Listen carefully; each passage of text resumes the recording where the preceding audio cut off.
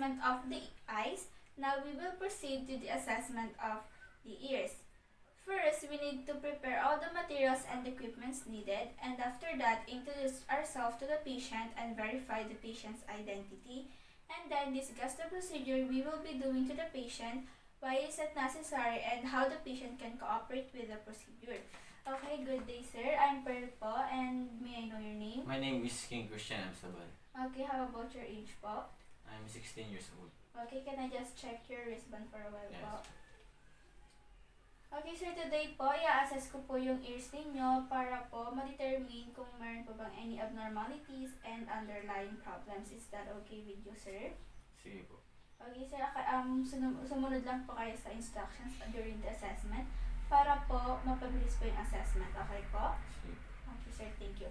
After that, perform hand hygiene and check for other infection control procedure.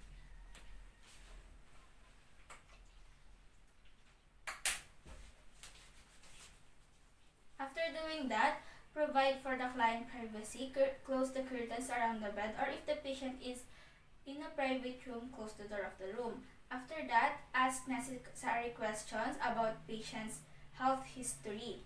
Okay, sir, meron po ba sa inyo sa pamilya nyo na merong ear problem or bingi po, ganun po? Wala po. Okay, sir, meron po ba kayong recent ear problem? Wala po.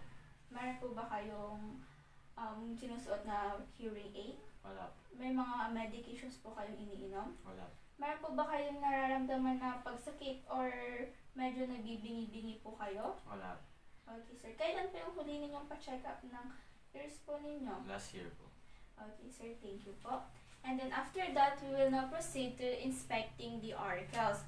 First, inspect the auricles for the color, the symmetry of the size, and its position.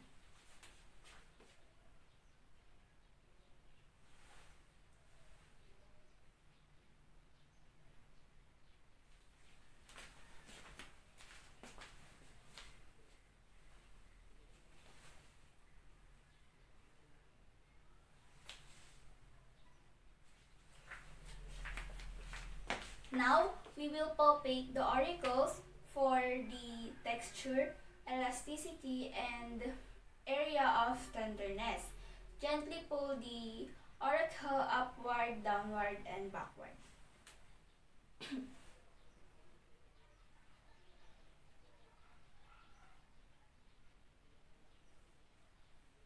Masakit po ba, sir? Hindi. Masakit po ba, sir? Hindi. Hindi po masakit. Hindi po. Okay. And then after that, we will now inspect for the external ear canal and the tympanic membrane. Using an otoscope, inspect the external ear canal for any cerumen, for skin lesions, for pus, and then for blood. When inspecting it for adults, pull it upwards and then down and then backward, and for children, pull it downwards and then backward. So in my case, I will just use a pen light since we don't have otoscope present at home.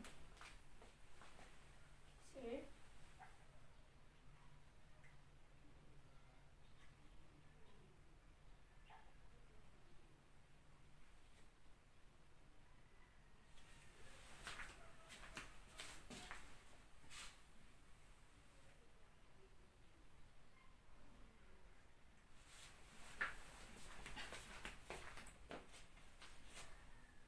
Now, we will hold again an otoscope or a pen light on the client's head, and we will gently, if you're using an otoscope, gently insert the tape about 1/3 into the ear canal, and then avoid any pressure, and then we will inspect for the tympanic membranes, color, and gloss.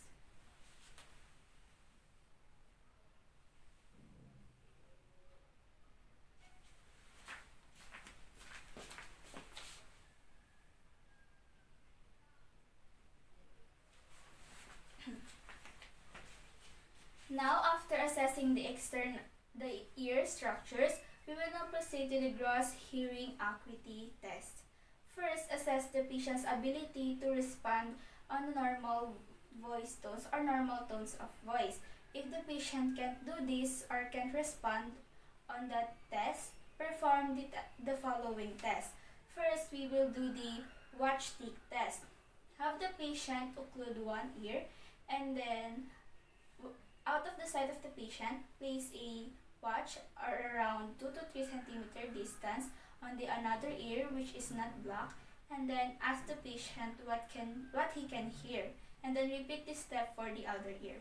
Okay, sir, pakitakpan po yung isang tenga niya like this. Okay, sir.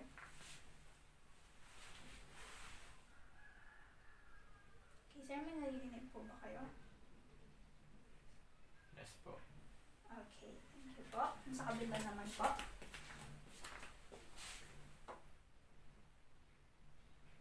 May naririnig po. Yes po. After that, we will now perform the tuning fork test or the Weber test.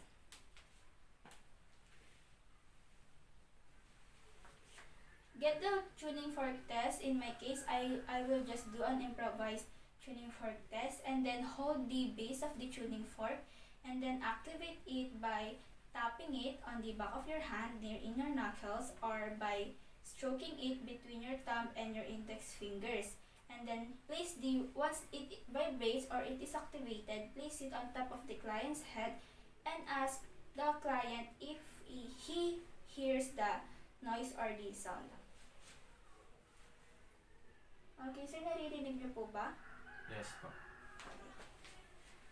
And then after that, we will now proceed to conducting the ring test. First, once the tuning fork is activated, ask the patient to block his hearing on the other ear using the fingertip, and it should be intermittently, meaning the fingertip of the patient must be in and out of the ear. So sir, paki-block po yung ear ninyo pero in and out po ganito po.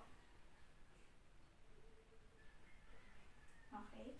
Pero wag naman po yung maagad-agad, parang regular interval lang po. Okay, sir.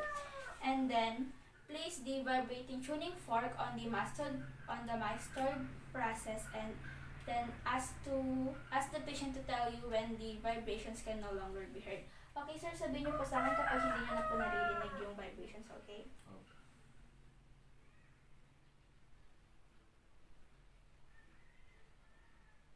Okay na. Okay. And then, after that, immediately, in front of the ear canal, place the tuning fork and ask when the patient can hear it. Naririnig niyo po. Opo. And then, we're now done performing the ring test. Now, we will now perform the Romberg test.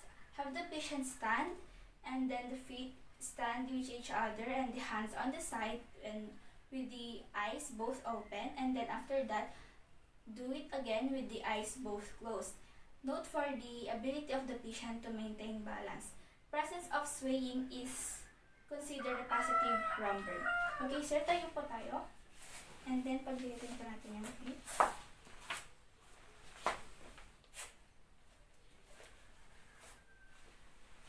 Okay, sir. Open po yung dalawang mata. Okay, sir. Now, close naman po. Okay, sir. Thank you. Pwede na po kayo po. After doing all the procedure, document the findings on the client records and keep it. And now I'm done assessing the ears. We will now proceed to